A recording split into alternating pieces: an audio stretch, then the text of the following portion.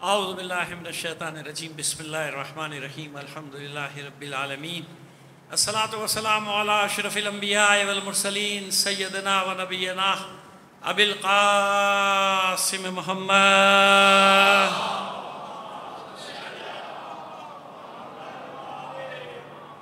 وآلہ الطیبین الطاہرین المعصومین ولعنۃ اللہ علی اعدائہم اجمعین من الآن الی قیام یوم الدین اما بعد فقد قال اللہ تعالی فی کتابہ المبین وہو اصدق القائلین وقولہ الحق بسم اللہ الرحمن الرحیم قل لئن اجتمعت الانس والجن علی ان یاتوا بمثل ھذا القرآن لا یاتون بمثلہ ولو کان بعضهم لبعض ظہیرا صلو علیہ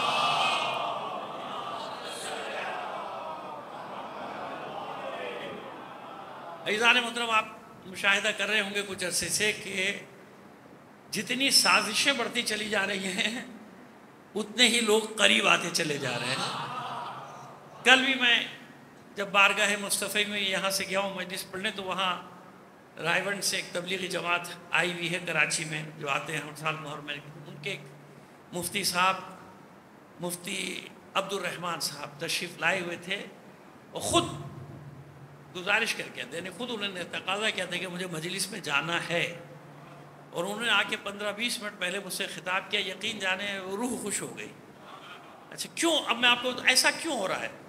آپ دیکھ رہے ہیں نا کہ اتنا شور شرابہ کرنے کے باوجود، اتنی نفرتیں پھیلانے کے باوجود ارب ڈالر خرچ کر دیے گزشتہ 40 سال میں، نا 45 سال نفرتیں، ٹارگٹ کلنگ، دھماکے، کیا کیا کچھ تعلیمی اداروں کو جہنم بنا دیا، سب کیا نہیں کیا؟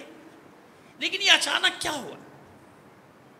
یہ اچانک کیا ہوا کہ سب جگہ لوگ، پاکستان کی بات نہیں کر رہا، یقین جانے پوری دنیا میں لوگ قریب آتے چلے جا رہے ہیں، قریب آتے چلے جا رہے ہیں، قریب آتے۔ ہوا کیا ہے؟ یہ اچانک کیا ہوا کہ علماء بھی قریب ہو رہے ہیں، لوگ بھی قریب ہو رہے ہیں، طلبہ یونیورسٹیز میں دیکھ رہا ہوں، کالج میں دیکھ رہا ہوں، مذہبی تنظیمیں جو کالج یونیورسٹی وہاں میں دیکھ رہا ہوں کہ وہ ہمیں مسلسل بلا رہے ہیں، ہمارے پاس آ رہے ہیں۔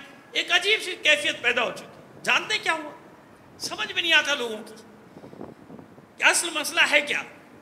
آپ ذرا سا غور کریں تو آپ کو سمجھ میں آ جائے گا کہ یہ ان پاک، معصوم، بے گناہ بچوں، عورتوں، ان کے خون کا یہ اعجاز ابھی ہلکا سا ظاہر ہونا شروع ہوا ہے۔ ایک غزہ نے لوگوں کی آنکھیں ایسی کھولی ہیں کہ اب وہ شیعہ سنی کا مسئلہ نہیں رہا۔ وہ ہمارے اساتذہ کہتے تھے کہ وہ وقت جلد آنے والا ہے کہ نہ شیعہ بچے گا نہ سنی بچے گا، بس دو ہی کیمپ ہوں گے، یا حسینی ہوگا یا یزیدی ہوگا۔ اللہ حسینی۔ تو یہ جو کیمپ آپ دیکھ رہے ہیں نا، یہ حسینیت کا کیمپ ہے، جس میں تیزی سے لوگ جوق در جوق شامل ہوتے چلے جا رہے ہیں۔ کوئی اپنا مذہب چھوڑ رہا ہے کیا؟ نہیں چھوڑ رہا، لیکن وہ جانتا ہے کہ حق یہ ہے جدھر حسین ہے۔ وہ اپنی چالیں چل رہے ہیں، پروردگار اپنی منصوبہ بندی ہے نا۔ قرآن مجید میں ان ربک لبالمرصاد، بے فکر رہنا، اطمینان رکھنا، ان کا رب ان کی گھاٹ میں بیٹھا ہے۔ ان ربک لبالمرصاد، رب گھاٹ۔ اسی لیے پوری دنیا میں اب یہ ہو رہا ہے کہ عام آدمی کسی پروپیگنڈے کا اس پہ اثر نہیں ہو رہا۔ کیوں؟ وہ سامنے دیکھ رہا ہے کہ حق کیا ہے، باطل کیا ہے۔ اس کو نظر آ رہا ہے کہ جو مظلوم ہے وہ مظلوم کا ساتھ دے رہا ہے۔ پوری انسانیت کو ہلا کے رکھ دیا۔ جو مسلمان نہیں ہے وہ بھی گھر سے نکل رہا ہے، یعنی اعلان کر رہا ہے کہ میں حیوان نہیں ہوں، میں جانور نہیں ہوں، میں درندہ نہیں ہوں، میں انسان ہوں۔ انسان کی حیثیت سے لوگ باہر ہیں۔ تو قدر کیجئے اس وقت کی، اور حوصلہ شکنی کیجئے ان عناصر کی کہ جو اس تفریق کا باعث بنتے ہیں۔ انہیں معلوم ہی نہیں کہ حسین کے نام میں کشش کتنی ہے۔ پکارو تو صحیح، اس لہجے میں دیکھو، ہر طرف سے ہر دوڑے چلے آئیں گے، ہے نا۔ دعا کیا کیجئے ایسے لوگوں سے کہ جو برج بن جاتے ہیں، برج پل بن جاتے ہیں لوگوں کے درمیان میں، ان کی وجہ سے محبتیں بڑھتی چلی جاتی۔ کیا ان کے لیے تھریٹ نہیں ہے؟ کیا ان کے لیے رسک نہیں ہے؟ آپ کو معلوم نہیں ہے؟ ذرا سا جب کوئی ہمارے قریب آنے کی کوشش کرتا ہے، پہلے اس کو بلیک میل کرنا شروع کر دیا جاتا ہے۔ نہیں، یہ رافضی ہو گیا، یہ فلانا ہو گیا، یہ جانتے آپ کتنے مفتیان دین ہمارے ساتھ کام کر رہے ہیں، حتیٰ کہ وہ اتنی بڑی ہستی مفتی طارق جمیل صاحب انہی کے شاگرد تھے جو کل تشریف لائے تھے، ان تک پہ فتوی بازی شروع ہو گئی کہ نہیں ہو گئی؟ لیکن استقامت ہے ان لوگوں کی، وہ استقامت کے ساتھ کھڑے ہوئے ہیں، ثابت قدم، کیونکہ اب سمجھ میں آ گیا نا ان کی کہ کیمپ دو ہی ہیں، یا حسینی رہنا ہے یا یزیدی ہونا ہے۔ تو ایک حق پرست انسان کس چیز کا انتخاب کرے گا، کس کیمپ میں جائے گا؟ جہاں ذرا سی بھی حق کی معرفت ہوگی کہے گا حسینی کیمپ، حسین کے ساتھ جانا۔ اور ابھی آپ دیکھتے جائیے، جتنے دن گزرتے جائیں گے کچھ لوگوں کی جو غلط فہمیاں ہیں نا، وہ غلط فہمیاں رفو چکر ہو جائیں گی، وہ دور ہوتی جائیں گی۔ کیوں؟ یہ طے ہے کہ یہ مکڑی کے جالے سے زیادہ کچھ ہے نہیں، کیونکہ میرے علم ہے کہ دو چار ہی جگہوں سے یہ بات ہو رہی ہے، باقی جگہ بہرحال کسی پہ تنقید کرنا مقصود نہیں ہے، لیکن ہم تو بول رہے ہیں اور بولتے رہیں گے جب تک زبان چل رہی ہے، جب تک زندہ ہیں انشاءاللہ بولتے رہیں گے، کیونکہ یہی اصل حسینیت ہے نا۔ یہ کیا ہے؟ مجلس احتجاج ہے نا ظلم کے خلاف، سامنے ظلم ہو رہا ہو ہم کہنے نہیں یہ مجلس میں بات نہ کرنا، تو کہے کی حسینیت؟ پھر یزید سر پہ مسلط ہو، یزیدیت ظلم ڈھا رہی ہو انسانیت پر، کہ نہیں ہمارا اس سے واسطہ نہیں ہے، مجلس کرو گھر جاؤ۔ عجیب حسینیت ہے، یہ کون سی حسینیت ہے؟ حسینیت تو یہی ہے کہ جب حسین کا ذکر ہو تو یزید سے دشمنی کا اعلان ضرور ہو۔ یہی چاہتی ہے نا دنیا کہ آپ مجلس کیجئے، ماتم کیجئے، جو کیجئے، یزید کو برا بھلا نہ کہیے، ہے کہ نہیں؟ او بھائی تو پھر کیا کہیں کس نے مار دیا، کس نے شہید کر دیا حسین کو؟ جب حسین کا ذکر آئے گا تو یہ ہو نہیں سکتا کہ حسین کے دشمنوں کا ذکر نہ ہو۔ تو آج بھی جب حسینیت کا ذکر ہوگا تو یہ ہو نہیں سکتا کہ وقت کی یزیدیت کو بے نقاب نہ کیا جائے۔ صلوات بھیجیے محمد آل محمد پر۔ چلیے آگے بڑھتے، چلیے جو مضمون ہے اس پہ تھوڑی دیر آج بات کر لینا، کیونکہ آج وقت جو ہے وہ زیادہ ہو گیا، لیکن میں چاہتا تھا کہ آپ ہمارے مہمان کو سنیں تاکہ آپ کو اندازہ ہو کہ آپ ہی کی میراث نہیں ہے، یہ وہ نور ہے اللہ جس کے دل میں چاہتا ہے اتار دیتا ہے۔ العلم نور یقذفہ اللہ فی قلبہ من یشاء، یہ علم تو ایک نور ہے، جس دل کو اللہ اس قابل پاتا ہے اس میں اس نور کو اتار دیتا ہے۔ سمجھ میں آ گئی بات؟ تو وہ محبینہ والی بات آ گئی نا۔ حدیث قصہ میں آپ پڑھتے نا، خالی شیعہ کا ذکر نہیں ہے، شیعتنا واہ، اب پہچان ہو رہی ہے محبوں کی، پہچان ہو رہی ہے نا کہ محب کسے کہتے ہیں۔ ایسے تھوڑی معصوم نے محبوں کا نام لیا ہے، ایسے تھوڑی کہا ہے کہ نہیں شیعوں کے بھی اور ان کے محبوں کے بھی، ان کے بغیر جنت میں نہیں جائیں گے۔ صلوات بھیج دیجئے محمد آل محمد پر۔ آئیے یا امام سجاد علیہ السلام، ایک بار اور صلوات بھیجیے۔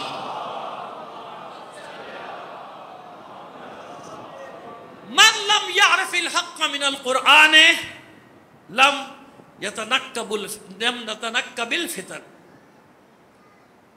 جو بھی قرآن کے حق کو نہ پہچانے، قرآن کے حق کو نہ پہچانے، نہ پہچانتا ہو تو کبھی بھی فتنوں سے اپنے آپ کو بچا نہیں سکتا۔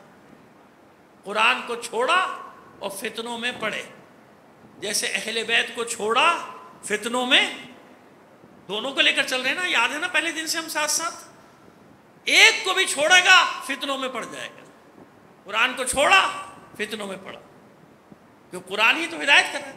پھر فرماتے ہیں، چوتھے امام کا ہی بتا رہے ہیں آج آپ کو، چوتھے امام پھر فرماتے ہیں کہ اگر روئے زمین پہ ایک بھی نفس باقی نہ بچے، سب مر جائیں، جتنے بھی روئے زمین پہ لوگ سب مر جائیں، اور میرے پاس صرف قرآن ہو، تو مجھے کوئی تنہائی سے وحشت نہیں ہوگی، نہ مجھے تنہائی کا احساس ہوگا، کیونکہ تنہائی کا سب سے بڑا ساتھی اللہ کی کتاب ہے۔ تنہائی کی سب سے بڑی ساتھی اللہ کی، یعنی قرآن کا دامن ہاتھ سے، قرآن کے دامن کو نہ چھوڑنا، قرآن سے وابستہ رہنا۔ جیسے کل میں نے عرض کیا تھا کہ کیا ہوتا ہے والہادی الذی لا یضل، مولا فرماتے ہیں یہ وہ ہدایت کرنے والا ہے کبھی تمہاری گمراہی کی طرف تمہیں جانے نہیں دے گا۔ کیسے نہیں جانے دے گا؟ آئیے بتا دیں۔ تیسری مجلس اگر ذہن میں ہے، نہیں تو ہم 2 جملے میں بتا دیتے ہیں آپ کو۔ ہم نے اولی الامر کا ذکر کیا تھا، اور یہ آپ تو بھول گئے، مگر ہم نے وعدہ کیا تھا کہ اس کی تشریح بھی کریں گے، اس کا بتائیں گے۔ دیکھیے کیوں قرآن کی طرف بھیج رہے ہیں اہل بیت۔ جب تک آپ قرآن سے جیسے حق ہے ویسے وابستہ نہیں ہوں گے، جو قرآن کے حق کو نہیں پہچان سکتا وہ اہل بیت کے حق کو بھی نہیں پہچانتا۔ یاد رکھیں، بالکل صحیح بات، صاف کہہ رہا ہوں، مطلب گھما پھرا کے بات نہیں کر رہا میں آپ سے۔ جو قرآن کے حق کو نہیں پہچانے گا وہ اہل بیت کے حق کو بھی نہیں پہچانے گا۔ بالکل ایسے جو اہل بیت کے حق کو نہیں جانتا، لاکھ وہ حافظ قرآن ہو، مفسر قرآن ہو، جو بھی ہے نا دنیا میں، پتہ نہیں کتنے پڑھے ہوئے، ہزاروں لاکھوں، ہے نا، اس کا مطلب وہ قرآن کے حق کو بھی نہیں پہچانتا۔ کیوں یہ اہل بیت ادھر بھیج رہے ہیں اور وہ ادھر بھیج رہا ہے ان کی طرف، کیوں؟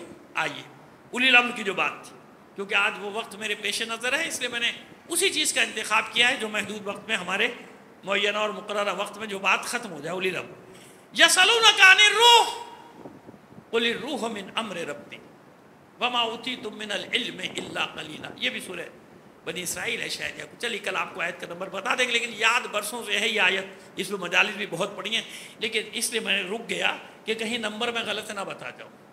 یسألونک عن الروح قل الروح من امر، یہ آپ سے سوال کرتے ہیں روح کے بارے میں۔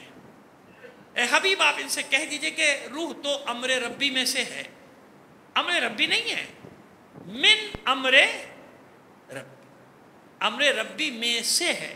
من یہاں تبعیض کے لیے آیا ہے، بعض من امر ربی، کل امر ربی نہیں ہے، من امر ربی ہے۔ امر ربی میں سے، امر ربی کیا ہے نہیں معلوم، ان میں سے ایک امر ہے روح، امر ربی میں سے ایک امر کیا ہے؟ ایک روح۔ اور یہ بھی کہہ دیجئے وما اوتیتم من العلم الا قلیلا، حبیب یہ بھی کہہ دیجئے کہ اس کا علم آپ کو نہیں دیا گیا مگر تھوڑا سا۔ آیت قرآن ہے، اس میں بحث نہ کیجیے گا، نص قرآنی، بحث اس سے ہوگی جو قرآن کو نہیں مانتا۔ بحث کس سے ہوگی؟ جو قرآن کو نہیں مانتا۔ جو قرآن کو مانتا ہے وہاں بات ختم ہو جاتی ہے، یعنی نص قرآنی کے آگے کچھ نہیں۔ نص ائمہ طاہرین کا بھی نص قرآنی پہ ختم ہو گئی بات۔ تو نص قرآنی کیا ہے؟ وما اوتیتم من العلم الا قلیلا، آپ کو یہ علم نہیں دیا گیا مگر تھوڑا سا قلیل۔ اب یہ الگ بحث ہے کہ یہ تھوڑا سا کیا ہے، اس کی طرف بھی اشارہ کر دیں گے۔ یہ جو تھوڑا علم دیا گیا ہے معصوم کو، یہ کیا ہے ابھی بتا دیتے ہیں آپ کو، لیکن قرآن یہی کہہ رہا ہے۔ تو کل علم کیا ہوگا؟ وما اوتیتم من العلم الا قلیلا، حبیب ان سے کہہ دیجیے، صاف صاف کہہ دیجیے کہ اس کا علم نہیں دیا گیا مگر تھوڑا سا۔ مسئلہ کیا تھا؟ اس آیت کا شان نزول یہ ہے کہ یہودیوں نے کچھ لوگوں کو تیار کر کے بھیجا، ان کے علماء نے، جاہلوں نے نہیں، ان کے علماء نے تیار کر کے بھیجا کہ جاؤ بھائی 2 سوال لے کر جاؤ، ایک کا جواب ہاں میں ہونا چاہیے، ایک کا جواب نہ میں۔ دونوں سوالوں کے جواب دے دے تب بھی نبی نہیں، دونوں سوالوں کے جواب نہ دے جب بھی نبی نہیں، یعنی نہ میں دے جب بھی نبی نہیں۔ ایک کا جواب آنا چاہیے، ایک کا جواب کے بارے میں کہ نہیں۔ وہ 2 سوال کیا لے کر آئے تھے؟ ایک اصحاب کہف کے بارے میں اور دوسرا روح کے بارے میں۔ اصحاب کہف کے بارے میں جواب دے ٹھیک، روح کے بارے میں جواب دینا شروع کر دے ٹھیک نہیں۔ سمجھ میں آ گئی بات؟ ایک کا جواب پورا ہونا چاہیے اصحاب کہف والا، ایک کا جواب جتنا قرآن نے بتایا۔ وہ 2 سوال لے کر آ گئے، معیار لے کر آ گئے تھے کہ دیکھیں بھائی صداقت ہے کہ نہیں ہے دعوے میں رسالت کے۔ جب یہ نشست ہوئی حضور خاموش، کیوں؟ موقع ہے وحی کا۔ موقع کس کا ہے؟ وحی کا۔ جیسے دوسری مجلس میں آپ کو بتایا تھا کہ ساری گفتگو جب ختم ہو جاتی ہے تو پھر وحی آتی ہے کہ بس گفتگو کا دروازہ بند، اب مباہلہ ہوگا۔ پڑھ چکے نا تفصیل سے، صرف اشارہ کیا ہے تاکہ مطلب آپ کے ذہنوں میں تازہ ہو جائے جو ہم نے دوسری مجلس میں بیان کیا تھا۔ اب وہ آئیے جناب، بحث ہو گئی، حضور خاموش کہ جواب وہاں سے آئے گا، اور وہاں سے جواب آ گیا یسألونک عن الروح، اصحاب کہف کے بارے میں پورا بتا دیا کہ اصحاب کہف کون ہیں، کتنے ہیں، کہاں ہیں، کس جگہ ہیں، کیسے ہوا تھا، کتنے سال تک وہ سوتے رہے، 309 سال تک، غالباً 309 سال کا ذکر ہے۔ دقیانوس کے زمانے میں جو بادشاہ تھا اس کے زمانے میں غار میں گئے تھے، 3 صدیوں کے بعد باہر نکلے، سب بتا دی، سورہ کہف پڑھ دی ان کے سامنے، وہی آ رہی ہے نا، پوری تفصیل ساری آ گئی سامنے۔ روح کے بارے میں آپ نے کہا تو امر ربی میں سے ہے، اس کے بارے میں کوئی نہیں جانتا سوائے اس کے کہ اس کا تھوڑا سا علم مجھے دیا گیا، اس کا تھوڑا سا علم۔ مایوس ہو کے چلے گئے کیونکہ وہ تو یہ سوچ کے آئے تھے کہ بھئی یہ ہر سوال کا جواب دیں گے، نہیں دیا نا۔ آئیے اب ایک ہے روح اور ایک ہے امر، ایسے ہی ہے نا، اسی پہ تھوڑی دیر بس یہ مسئلے کو دیکھیں کیسے انشاءاللہ خدا نے چاہا کوشش کریں گے حل کر دیا آپ کے سامنے۔ کل امر نہیں ہے روح، امر میں سے ایک حصہ ہے، من امر، یعنی روح امر کے تابع ہے، روح امر کے، واضح ہو گیا نا، کیونکہ امر کیا ہے؟ ارادہ ربی، امر کیا ہے؟ ارادہ، بتا چکے نا آپ کو، انما امرہ اذا اراد شیئا ان یقول له کن فیکون۔ امر کی تعریف قرآن مجید میں خود پروردگار عالم نے فرما دی کہ امر یہ ہے کہ جب اللہ کسی شے کا ارادہ کرے کہتا ہے ہو جا، ہو گئی، ٹھیک ہے نا، امر ہے ارادہ ربی۔ آئیے سورہ قدر، تنزل الملائکۃ والروح فیہا باذن ربہم من کل امر، یہ شب قدر میں ملائکہ نازل ہوتے ہیں، اور صرف ملائکہ نہیں آتے، تنزل الملائکۃ والروح، اور روح بھی آتی ہے۔ اب یہاں روح سے مراد ہے جناب روح الامین، زیادہ پیچیدگی میں نہ جائیے، جو ظاہری معنی ہے وہ بتا رہے ہیں آپ کو۔ ابھی پہلے عرض کر چکا ہوں کہ قرآن باطن در باطن در باطن، جتنے انسان گہرائی میں جائے گا اتنے سیپ موتی گھونگے نکالتا چلا جائے گا، لولو مرجان نکالتا چلا جائے گا، لیکن ظاہر بھی حجت، قرآن کیا ہے؟ ظاہر بھی حجت اور باطن بھی، جس پر باطن کشف ہو اس کے لیے باطن بھی حجت، ظاہر بھی حجت۔ تو ظاہر کیا ہے؟ تنزل الملائکۃ والروح فیہا، ملائکہ بھی آتے ہیں اور روح بھی۔ سوال ہے نا یہاں، کیا جناب جبرائیل ملائکہ میں نہیں ہے نا؟ سوال تو ایک پیدا ہو گیا، اس کا مطلب ملائکہ میں تو وہ ہیں، تو یہاں روح الامین کے علاوہ بھی کوئی معنی مراد ہو سکتا ہے، ہو سکتا ہے۔ میں مفسرین کے سوال بتا رہا ہوں، آپ کو ذہن میں رکھیے گا، سوال ہے کہ بھئی روح سے مراد کچھ اور بھی ہو سکتا ہے، خیر کچھ بھی ہو، ہمیں کوئی بحث نہیں، ہم تو کچھ اور بات کرنا چاہ رہے ہیں۔ ملائکہ بھی آ رہے ہیں، روح بھی آ رہی ہے، چلیے روح الامین رکھ لیجئے آپ، یہ ملائکہ کے سردار سید الملائکہ جناب جبرائیل علیہ السلام بھی ساتھ ہیں، تمام ملائکہ کے ساتھ جناب جبرائیل بھی آ رہے ہیں۔ کیا لے کر آ رہے ہیں؟ من کل امر، ہر امر کو لے کے، ہر امر سے مراد کیا ہے؟ کیا سارے سال جو کچھ کس کو ملنا ہے نہیں ملنا، کیا ہونا ہے کیا نہیں ہونا، وہی خلاصہ، شب قدر کا خلاصہ لے کر آ رہے ہیں۔ کہاں لے کر آ رہے ہیں؟ کہاں؟ بھئی کسی جگہ تو آ رہے ہوں گے، مکے میں آ رہے ہیں، مکے چلو، یہاں کائے کو شب قدر منا رہے ہو؟ جو ملے گا وہاں سے لیں گے، حج کرنے وہیں جاتے ہو نا، یہاں تو نہیں ہو سکتا حج، تو روح وہاں آ رہی ہے، امر وہاں آ رہے ہیں، ملائکہ وہاں آ رہے ہیں، جو کچھ ملنا ہے وہاں سے ملے گا تو وہاں چلو۔ مدینے میں آ رہے ہیں، مدینے چلو۔ لیکن پوری دنیا میں مسلمان جہاں بھی ہے شب قدر منا رہا ہے نا۔ آپ نے شب قدر منا لی، گزشتہ جب ہو گئی، امریکہ میں تو دن تھا، امریکہ کینیڈا میں دن تھا، جب آپ کی صبح ہوئی تو ان کی رات شروع ہوئی، تو شب قدر وہ دن کو منائیں گے یا رات کو؟ آپ کے ساتھ تو نہیں منائیں گے نا، بھئی رات ہوگی تو شب قدر شروع ہوگی۔ اب جب ان کی رات شروع ہوئی، انہوں نے شب قدر منانا شروع کیا، ہم کہے بھئی آپ کہے کہ شب قدر منا رہے، وہ تو گزر گئی۔ سمجھیے گا بات، بھئی شب قدر تو گزر گئی نا، اب کیا منا رہے ہو؟ شب قدر تو گزر گئی، اب کبھی ایسا ہوا کہ کسی نے کہا بھائی امریکہ والے تم کیوں منا رہے ہو؟ بھائی ہم نے منا لی، جاپان میں ہم سے بھی پہلے منا لی گئی، ختم ہو گئی بات، اب کیوں بار بار؟ نہیں، ہر انسان کی فطرت میں یہ بات ہے، لاشعوری طور پہ ہر مسلمان جانتا ہے کہ جہاں بھی سورج غروب ہوگا وہیں پہ وہیں کی شب قدر شروع ہوگی. ایسے ہی ہے نا، جہاں رات شروع ہوگی اور جانتا ہے کہ جہاں بھی ہوں وہاں ملے گا.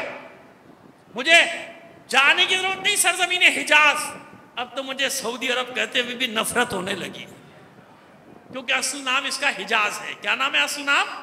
اس کا اصل نام ہی حجاز ہے. اور آپ بھی عادت ڈال لیجئے حجاز کہنے کی. ہاں جب لعنتیں بھیجنا ہوں آل سعود پہ تو پھر ضرور کہا کیجئے کہ آل سعود پہ لعنت. ماشاءاللہ، بڑا جی خوش ہوا. یہ حجاز اس کا اصل نام کیا ہے؟ حجاز. ترکوں نے بھی اس کا نام نہیں بدلا تھا.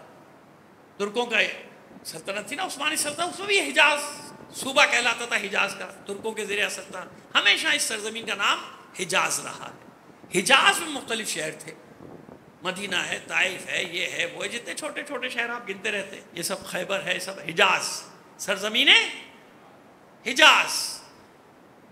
تو حجاز وہاں تو نہیں جانے سب. جہاں جو ہے وہ شب قدر منائے گا، 1 گھنٹے پہلے شروع ہو رہا، 2 گھنٹے پہلے، 4 گھنٹے بعد، 8 گھنٹے بعد، 10 گھنٹے بعد. 10-11 گھنٹے بعد سے زیادہ کا فرق ہے نہیں کہیں. 11 گھنٹے کا ہے شاید زیادہ سے زیادہ جہاں بھی ہوگا. لیکن ہے جہاں رات شروع ہوگی وہیں شب قدر ہوگی. تو کہاں آ رہے ہیں؟ نازل ہو رہے ہیں. مسئلے کا حل تو یہی ہے. اتنا لوگوں نے چھپانا چاہا، اتنا چھپانا چاہتے ہیں، کہاں تک چھپاؤ گے؟ امر کے معنی ہی میں تو سب کچھ پوشیدہ ہے. بتایا نہیں تھا ہم نے کہ امر ہے ارادہ ربی. تولی الامر کون ہوگا؟ جس کے پاس ارادہ ربی، وہ رب نہیں ہے مگر اس کے پاس یہ طاقت ہے. اسی کو کہتے ہیں ولایت تکوینی. اس کے پاس یہ ولایت تکوینی ہے، یعنی ارادہ ربی اسے ہبہ کیا گیا کہ وہ جب چاہے گا عالمین میں، اس کون و مکان میں، اس نظام میں مداخلت کا حق رکھتا ہے. اگر یہ حق نہ ہوتا چاند کے 2 ٹکڑے نہیں ہو سکتے تھے.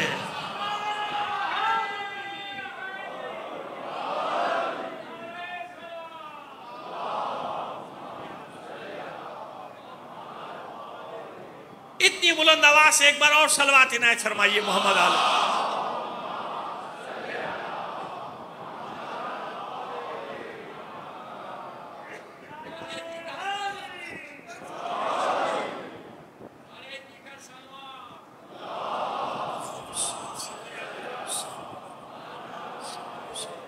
اب سمجھ میں آئی بات؟ یہ ہے وہ ولایت تکوینی. شرک دماغ خراب کر دیا. پہلے دیکھو تو صحیح قرآن میں کہ امر کسے کہا جا رہا ہے؟ امر ارادہ ربی. تولی الامر کون؟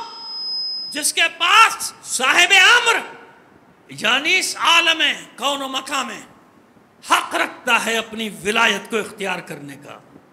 اور یہ ولایت کیسی؟ انشاءاللہ زندگی رہی کل بتائیں گے. پھر کہہ رہا ہوں بھول جاؤں، بیٹھتے نیچے بیٹھا ہوں، مجھے یاد دلا دیجیے کہ آپ نے ولایت تکوینی پہ بات شروع کی تھی، بتا دیجیے نا.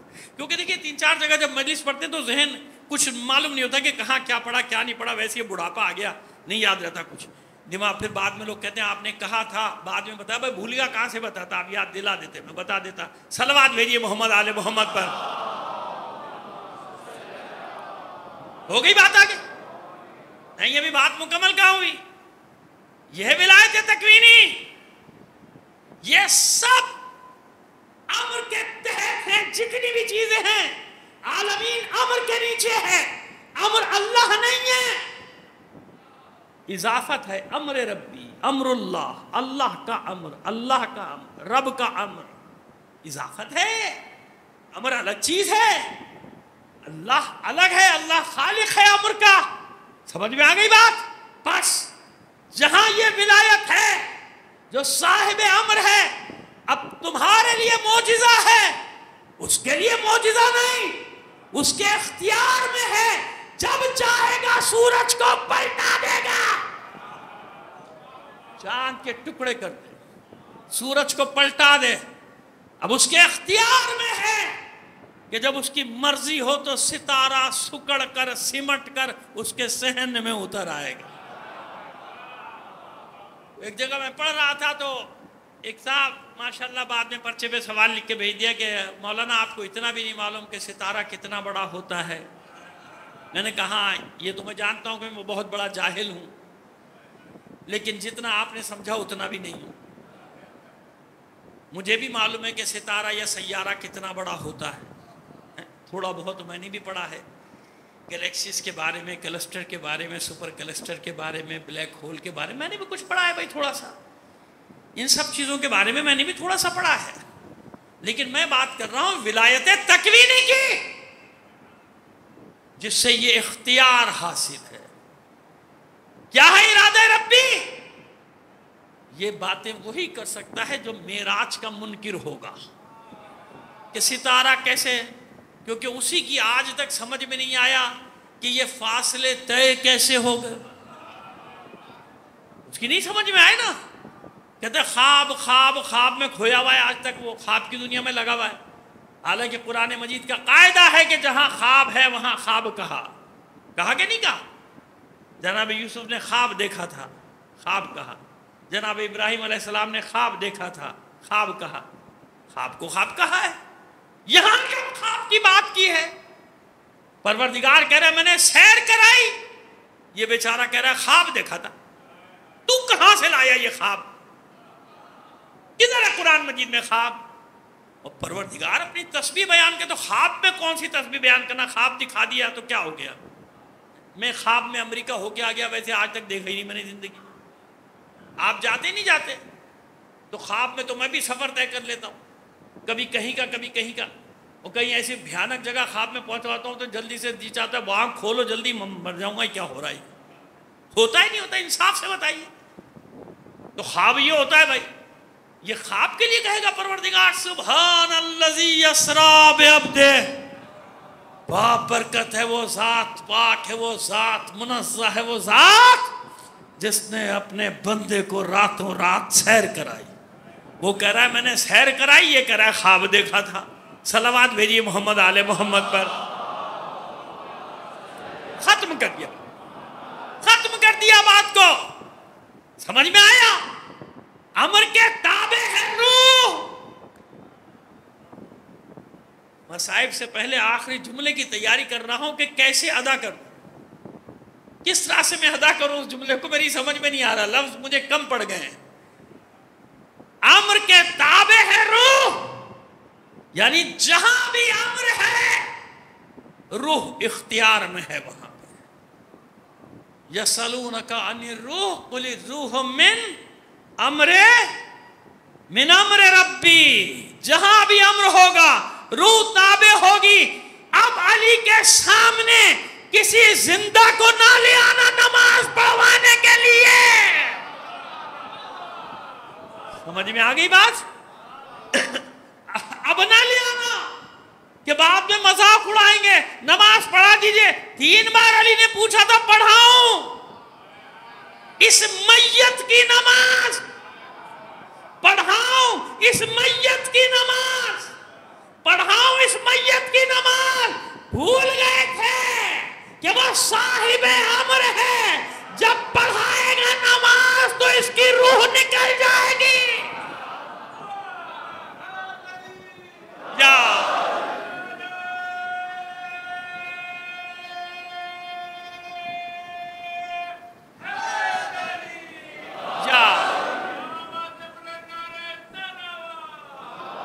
ختم کر دیا۔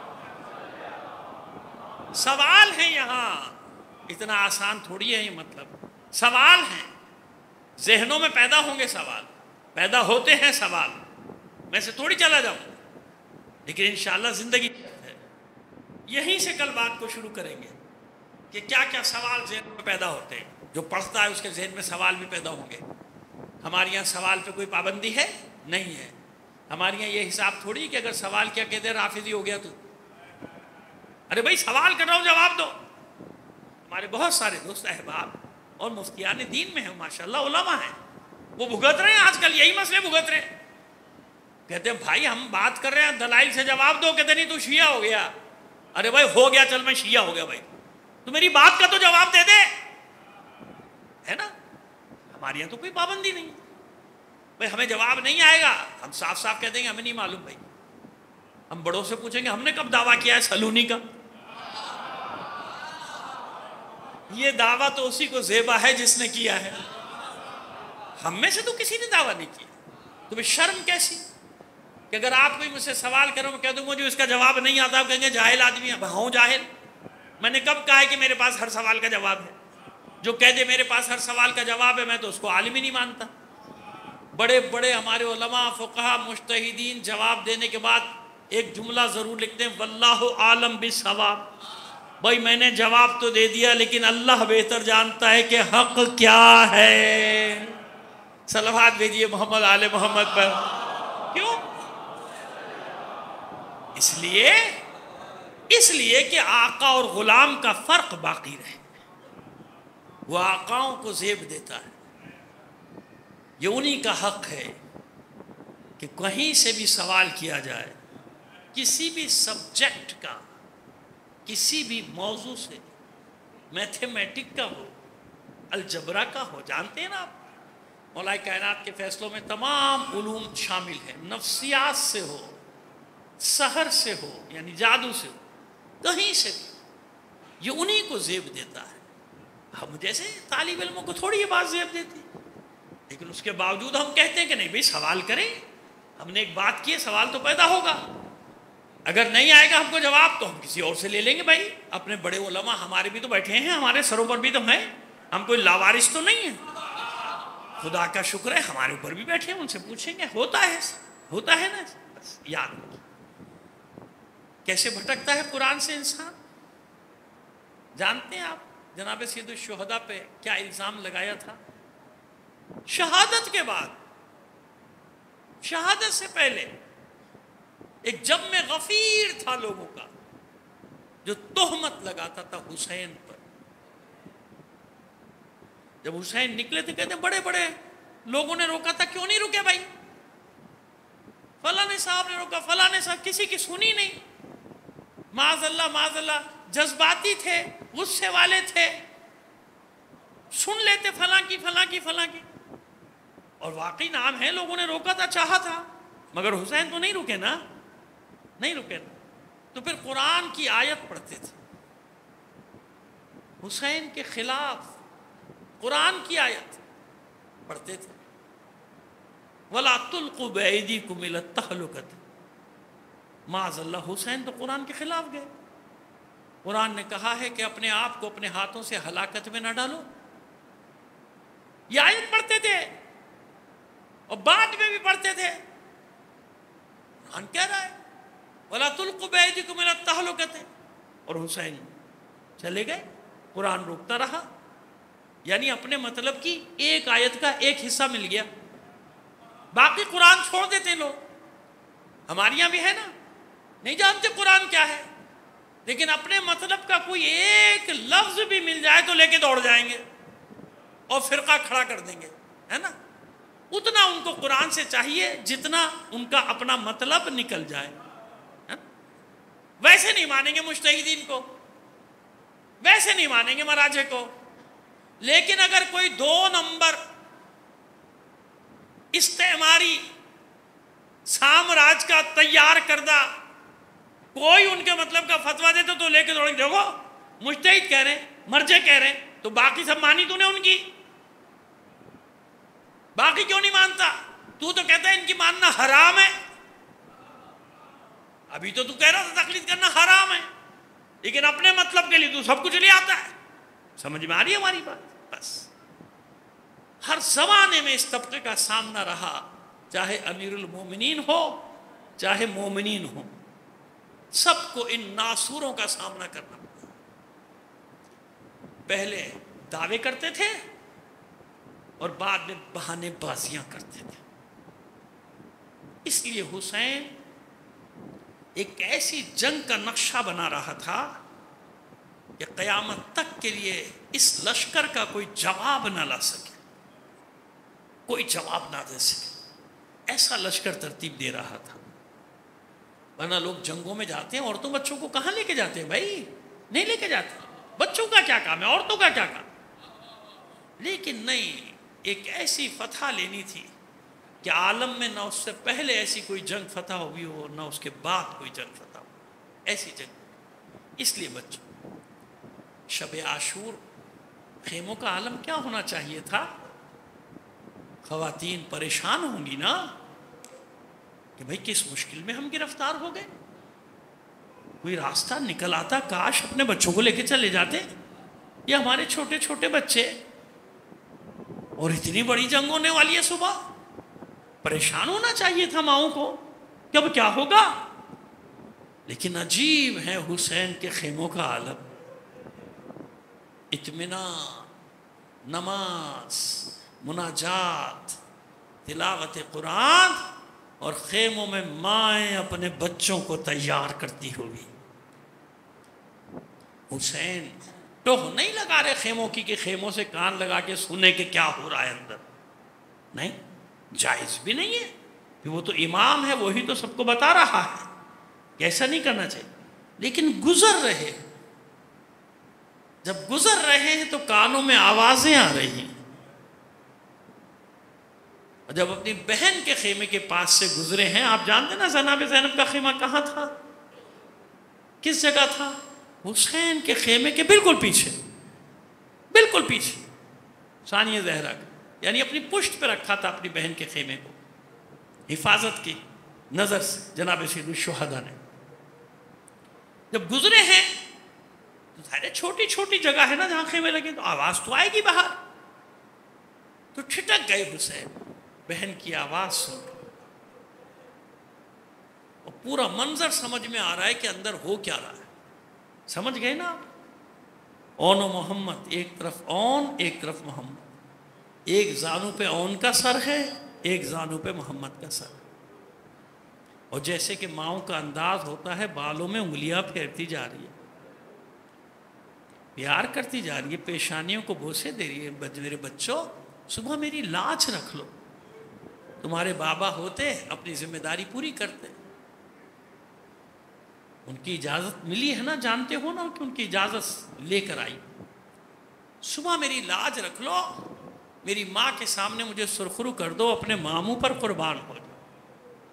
اتنا بڑا لشکر میرے بھائی حسین کو قتل کرنے کے لیے جب بچوں نے، دونوں بچوں نے ماں کا ایک ایک ہاتھ تھاما ہوا ہے، عہد و پیمان کرتے ہیں، مادر گرامی اطمینان رکھیے، بس صبح اجازت دلوانا آپ کا کام، اور میدان جنگ میں بدر و احد کے نقش و نگار کھینچ دینا ہمارا کام۔ خوش ہو گئی زینب اپنے بچوں کا یہ جملہ سن، کلام سن۔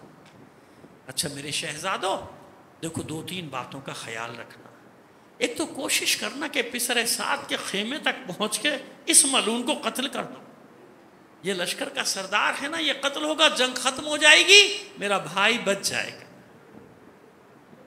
بچوں نے وعدہ کیا پوری کوشش کریں گے۔ دوسری کو دیکھو خبردار پانی کا رخ نہ کرنا، دیکھ رہے ہو نا کہ حسین کے بچے پیاسے ہیں، علی اصغر پیاسا ہے، سکینہ پیاسی، اگر پانی کا رخ کیا میں تمہیں دودھ نہیں بخشوں۔ بچوں نے وعدہ کیا۔ تیسرا حکم دیا، دیکھو دونوں بھائی میدان جنگ میں ساتھ ساتھ رہنا، ساتھ ساتھ رہو گے تو طاقت بڑی رہے گی، جدا مت ہونا ایک دوسرے سے۔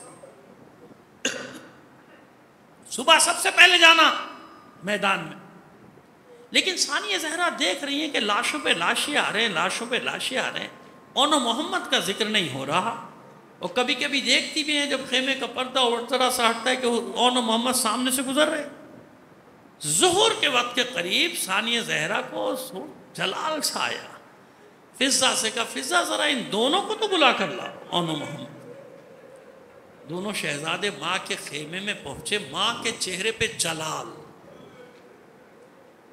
نظریں زمین پہ گاڑ دی، اور یقین مانیے لفظ ہیں مقتل میں نقل کیے جاتے ہیں کہ بچے ماں کے جلال کو دیکھ کے لرزنے لگے. ماں نے غصے سے کہا زندہ ہو اب تک؟ کب جاؤ گے میدان میں؟ جب میرا بھائی قتل کر دیا جائے گا وہ پھر جاؤ گے میدان میں؟ آنسو بہنے لگے شہزادوں کے. مادر گرامی ہم پہ ناراض نہ ہو، ہم پہ غصہ نہ ہو، ہماری عرض تو سنیے. ہم صبح سے کتنی بار ماموں کی خدمت میں جا چکے، ہمیں اجازت نہیں ملتی، ہمیں میدان میں جانے کی اجازت نہیں دیتے. کم ہو گیا غصہ ثانیہ زہرا. فضا سے کہا فضا ذرا ماجائے کو میرا سلام تو کہہ دے. حسین خیمے میں داخل ہوئے، منظر دیکھ کے سمجھ گیا. تو کہتے ہیں کہ اگر ان کو اجازت دینے کے لیے بلوایا ہے تو زینب انصاف سے بتاؤ کبھی ایسا ہوا کوئی بھائی اپنی ہی بہن کی گود اجاڑ دے؟ ثانیہ زہرا بھی جواب دیتی بھیا میرے بارے میں بھی تو سوچو، میں قیامت کے دن اپنی ماں زہرا کو کیا جواب دوں گی؟ اگر ماں زہرا نے مجھ سے پوچھ لیا زینب اپنے بچوں کو بچا لیا، میرا بچہ قتل ہو گیا. بہرحال اجازت تو ملنی تھی، زینب نے اجازت لی. دونوں شہزادے خیمے سے نکلے، ایک کو عباس نے سوار کرایا، دوسرے کو حسین نے. عباس نے بڑی حسرت سے دیکھا دونوں کو، کہا شہزادو ذرا دھیان سے. کہتے مامو جان آپ ہی کے تو شاگرد ہیں، بس آپ ہماری جنگ دیکھیے گا. دونوں بچے میدان میں آئے، رجس پڑی. جو نہیں جانتا جان لو، جس نے حیدر کرار کو جنگ کرتے نہیں دیکھا، جعفر طیار کو جنگ کرتے نہیں دیکھا. سنو ہم جعفر طیار کے پوتے اور حیدر کرار کے نواز. ہماری جنگ دیکھو تمہیں معلوم ہو جائے گا کہ ہم کس کی نسل ہیں، کس کی اولاد ہیں. ایسی رجس پڑی، دہشت بیٹھ گئی تھی. تن بتن جو آتا تھا کسی کو اون گرا دیتا تھا، کسی کو محمد. جب بہت سارے واصل جہنم ہوئے تو جھجلا گیا. پسر سعد حکم دیتا ہے کیا کرتے ہو؟ ایک ایک کر کے جاؤ گے، پورا لشکر کاٹ کے پھینک دیں گے یہ دونوں جوان. ایک دستے کو حکم دیا پورے دستے کو مل کر حملہ کرو. ایک دو دستوں نے حملہ کیا، زینب کے شیروں نے یلغار کی اور انہیں دوڑاتے ہوئے لے جا رہے ہیں اور پسر سعد کے خیمے تک پہنچ گئے. جب پسر سعد نے دیکھا کہ یہ دونوں سر پہ سوار ہو گئے میرے، تو یہ پشت خیمہ سے نکل کے بھاگا اور چلاتا جاتا ہے دو نوجوان تمہارے قابو میں نہیں آتے. دو نوجوان سمجھ رہا ہے ذرا ان کے تلوار کی کاٹ تو دیکھ، ان کے حملوں کا انداز تو دیکھ. وہ کوفے کے کوئی بقال نہیں ہیں، وہ حیدر کرار کے نواسے ہیں، وہ جعفر طیار کے پوتے ہیں. بھاگتے بھاگتے کہتا ہے اچھا قریب نہیں جا سکتے، دور سے گھیر لو، تیروں کا میں برساؤ. اب دونوں شہزادے میدان میں، درمیان میں کوئی سامنے لڑنے والا نہیں ہے، چاروں طرف سے تیروں کا میں برس رہا ہے. جب دونوں شہزادے تیروں سے چھلنی ہو گئے، پسر سعد نے دستوں کو حکم دیا درمیان میں حائل ہو جاؤ، دونوں شہزادوں کو ایک دوسرے سے جدا کرو. دستوں پر دستے، رسالوں پہ رسالے آنے شروع ہوئے، حملہ آور ہوئے. بہت کوشش کی زخمی شہزادوں نے کہ ساتھ رہیں، لیکن نہ رہ سکے. درمیان میں لشکر حائل ہو گیا. اون محمد کو، محمد اون کو آواز دیتا رہ گیا. چھوٹا بھائی پہلے گرا، آواز دی بھائی میری خبر لے. بھائی کیسے خبر لے؟ بھائی کی تلوار گر گئی، خود گر گیا، سپر گر گئی. جب بڑا بھائی بھی زخموں سے چور ہو کر گرنے لگا، خیموں کا رخ کر کے آواز دی یا خالہ ہو ادرکنی، اے مامو جان ہماری خبر لیجئے، ہم نے اپنی جان آپ پر قربان کی. حسین دوڑے، عباس دوڑے، علی اکبر دوڑے. فضا نے خیموں میں خبر دی بیویوں جمع ہو جاؤ، زینب کے لاڈلے آ رہے ہیں. زینب نے جو ہی خبر سنی سجدے میں چلی گئی، معبود اس کنیز کی قربانی کو اپنی بارگاہ میں قبول کر لے. اطمینان ہے ثانیہ زہرا کے چہرے پہ، سکون ہے ثانیہ زہرا کے چہرے پہ. خیمے کے در پہ ندا دی گئی، اہتمام ہوا. دونوں شہزادوں کو لے کر حسین اور عباس داخل خیمہ ہوئے. زمین پہ لٹا دیا گیا۔ زینب نے دیکھا کچھ رمق جاں باقی ہے، فضہ سے کہا اماں فضہ اتنا اہتمام کر دے، میں اپنے بچوں سے 2 باتیں کر لوں۔ خیمہ خالی ہوا، اب زینب ہے، اس کے شہزادے ہیں، یا اس کو نقل کرنے والی فضہ رہی ہوں گی۔ پس منظر وہی رات کا، ثانیہ زہرا اپنے دونوں زخمی شہزادوں کے درمیان میں بیٹھ گئی، ایک ہاتھ ان کے سینے پر، ایک محمد کے سینے پر، اطمینان سے کہتی ہیں میرے شہزادوں کس حال میں ہو؟ بچوں کے جسم کا خون نکل چکا، اب اتنی طاقت نہیں کہ ہاتھ اٹھا کے ماں کا ہاتھ تھام لے۔ بس اسی کمزوری کے عالم میں بڑے بھائی نے آنکھیں کھول کر سلام کیا اور کہتا ہے اماں ہم پہنچ گئے تھے پسر سعد کے خیمے تک، مگر وہ پشت خیمہ سے نکل کر بھاگ گیا، آپ راضی تو ہو گئی؟ چھوٹا بھائی آنکھیں کھول کر کہتا ہے اماں خدا گواہ ہے ہم نے پانی کی طرف آنکھ اٹھا کر بھی نہیں دیکھا تھا، آپ نے دودھ تو بخش دیا۔ ارے زینب کربلا میں عصر عاشور کے بعد کبھی عباس بنے گی، کبھی حسین بنے گی، کبھی علی کے لہجے میں گفتگو کرے گی، سب کچھ ہے زینب، لیکن زینب اون و محمد کی ماں بھی تو ہے۔ بس اپنے بچوں کی جو یہ گفتگو سنی، ضبط کے بندھن ٹوٹ گئے۔ کبھی سر پٹکتی تھی محمد کے سینے پر، کبھی اون کے سینے پہ، کہتی جاتی تھی میرے بچوں، میرے لاڈلو، تم نے مجھے راضی کر دیا، تم نے مجھے میری ماں زہرا کے سامنے سرخرو کر دیا، جاؤ میں نے تمہیں اپنا دودھ بخش دیا۔ الا لعنت اللہ علی القوم الظالمین وسیعلم الذین ظلموا ایام منقلب ینقلبون ماتم حسین۔